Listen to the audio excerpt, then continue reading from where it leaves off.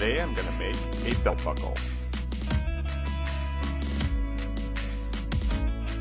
I got some blank belt buckle hardware off of Amazon, and I twisted some wire through the holes sort of to create something that the molten metal could eventually grab onto. One of the most interesting things that we found was this kinetic sand. This has a really weird feel to it. It sort of feels like regular sand, but it kind of sticks together a little bit more than what you would expect. Now, I have done some other casting projects with this, but this would be the first time I tried to make something functional with it.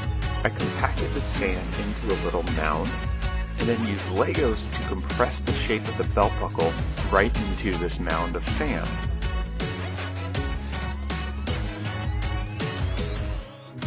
I used my electric melting pot to melt an alloy that's a combination of tin and bismuth. Now this alloy melts at a really low temperature, just around 280 degrees Fahrenheit.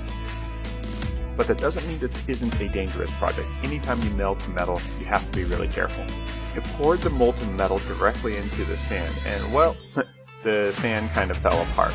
So back to the drawing board, take two.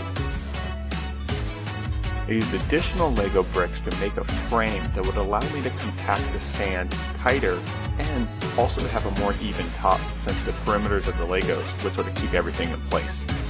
Was able to salvage the spilled metal, melt that back down, and give this belt buckle a second try. I just pressed the belt buckle hardware right into the molten metal, and it was able to sort of float just a little bit on the surface, but the wires went into the molten metal and attached it securely. Once the metal had cooled, I scraped away all of the kinetic sand and found that I had a pretty good belt buckle, but there was a certain part of it where when I poured the molten metal, the impact of that pouring metal actually moved the sand around in the bottom of the mold and therefore created a little bit of a messy part. I also made this buckle just a little bit too thick. I mean, it looks cool, but that's kind of heavy for something that's supposed to hold your pants up. For this third attempt, I used a spoon to sort of deflect the pouring of the metal and kind of ease it into the mold. I also used a different model of belt buckle hardware. This one has a little bit more surface area and floats easier on the molten metal. Third time's the charm. This buckle came out great. The detail is so fine that you can even take the little things that Lego men are supposed to hold and they fit into the hands of the belt buckle.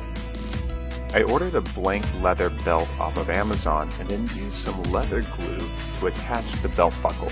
I drilled some holes through the leather strap to make room for the prong and the belt buckle and was ready to try it on.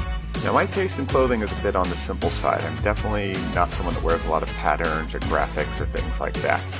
But I am really fond of certain types of iconography, and this belt buckle, with one of my favorite toys growing up on it, is just right in my sort of wheelhouse. Thanks. Bye.